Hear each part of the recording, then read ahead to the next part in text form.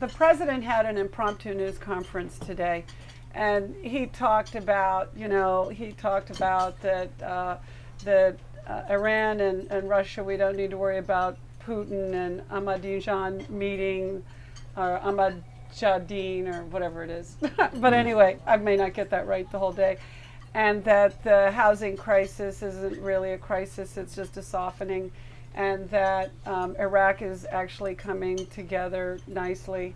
And that the economy, while a little wobbly, is going to be okay.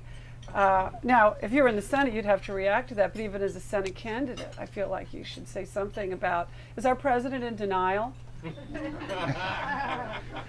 Well, I got to tell you this: he's not reflecting the views of what I hear from people all over Virginia, and for that matter, around the country. I mean, there's a lot of good things happening in America. There's a lot that we sometimes in the political business focus only on what's wrong, and we shouldn't do that. But there are also enormous challenges right now. One of the things that made me to decide to not reapply for the job, where I might get the His Excellency title again, yes, right, but apply for this curious. new position, is that I felt that, I don't think it's an overstatement to say we are at a moment of historical transition in this country. Absolutely. The world's moving at New internet century. speed. Places like India and China are not playing for second place. And my sense is that, and I think there's a little bit of blame to go all around, but a lot of it starts at the White House, that with our almost kind of complete focus on responding to 9/11 and the Iraq War, that we have let a host of other issues that haven't kind of bubbled up to perhaps the top of our consciousness, but issues that absolutely demand attention. Can I bring up one that I think if I'd been in the White House press corps today, I probably would have asked the president, what's going on in Prince William County? What's with immigration in Virginia in general? But we can break it down to specific regions if you want. Well, what's going on in Prince William County, and I think this is an issue that is not going to go away. This is an issue that you may be seeing a preview in '07 of what could be a dominant issue in '08 in races all across the country. And for people who might not know, Virginia has an election coming up, November 6th. We run an off-year election cycle, so all of our local elected officials are up, and all of our state House and state Senate. And I think there's sometimes a reaction among some to say, well, this must just be totally a kind of almost racist, or it is racist, backwater, old southern state. And that is not the case. Because you pulled it into modern time. No. The issue is it is a lot more complicated. There are lots of families who live in Prince William County who have legitimate concerns about the fact that folks are moving in with 3 and 4 and 5 families in a single-family house, and that's just not right.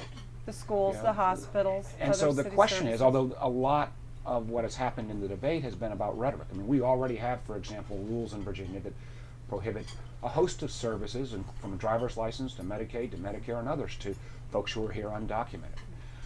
This is clearly an example of a failure at the federal level. I mean, what we're going to be faced with if we don't grapple with this issue is a hodgepodge of local solutions to the immigration issue.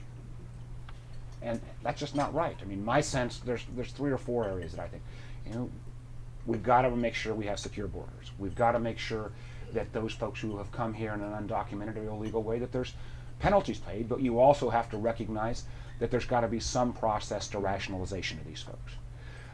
In this kind of rush of wave of anti-immigration feeling, I mean, I hope we don't throw the baby out with the bathwater in terms of legal immigration. I would argue that much of what has driven our economic growth over the last 25 years has been the attraction of some of the best and the brightest around the world. I still want that to happen in this country.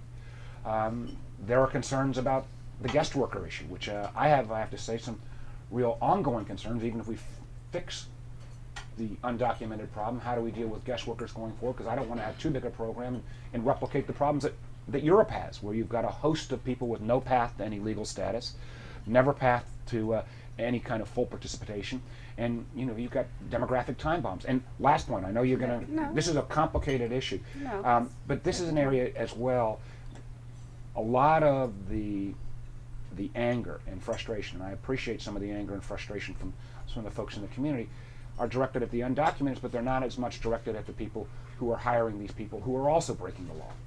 And one of the things that we need, I think, to start talking about in this conversation, and let me make clear, I know we're on TV, I'm not advocating this, but I do think it needs to be part of the debate, is as we think about how we can validate somebody's legal status, are we willing to talk about putting some level of biometric information on a Social Security card? Because what we've got right now is you've got enormous amounts of false papers being out there. You got to have, if we're going to make sure that we ask for people's legal status to be clarified, if we're going to make sure that we penalize employers who break the law by hiring folks who are illegal, you got to have a system to validate this. And we've got these two forces coming, one immigration, one Homeland Security, that's moving us towards this, and there are huge privacy issues involved. But my sense is this is one of those issues, the classic issue where a little more rational thought and a little more how do we actually get the problem fixed as opposed to how do we ratchet up the rhetoric, which is what's needed. And Washington Post just had a poll, and in certain parts of the state, immigration was the #1 issue. And then the economy, it fluctuated between different regions. Do you feel that immigration is the #1 issue in Northern Virginia? I think it is clearly the #1 issue in a lot of the outer suburbs, in Prince William and Stafford and growing in Loudoun. I don't believe it necessarily might be in Arlington and Alexandria and inside the Beltway. What's the percentage of the state that's an immigrant population, legal or otherwise? Well, that's one of the new questions. immigrants. That's, new Americans, new Virginians. The estimates, and we don't have good numbers because we don't have good data, but it's probably in that 10% range at this point.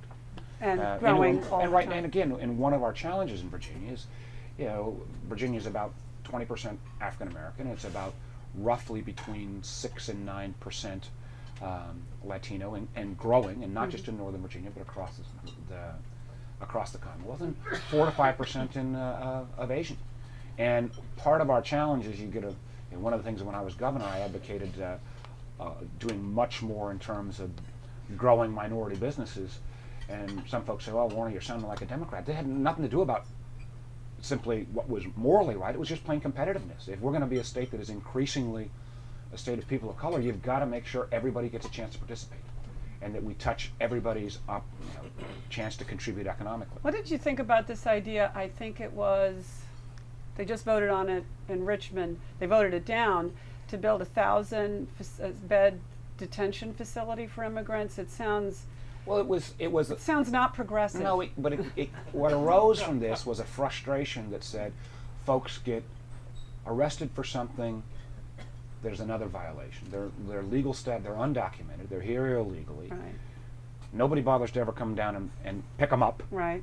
And it came out of that frustration. This approach is not the right approach. As a matter of fact, even the original folks who proposed it said, no, the place we ought to deal with this issue is, if there needs to be some additional resources at local jails, deal with it there.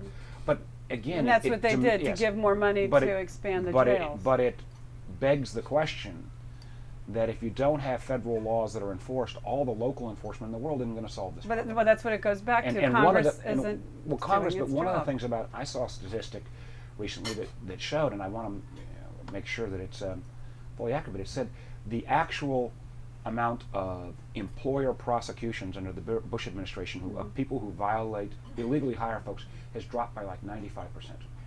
So on one hand, you've got this, the president and some arguing and ringing the bell about illegal immigration, yet if you're going to do that, you've got to enforce the rules. And you've got to make sure we've got a clear set of rules, which at this point we don't. It's a morass. The illegal immigrants, for better or worse, support the economy. You pull them out, what happens? Well, again, you've got to start, though, with a sense we're a nation of laws. We've got to follow the laws.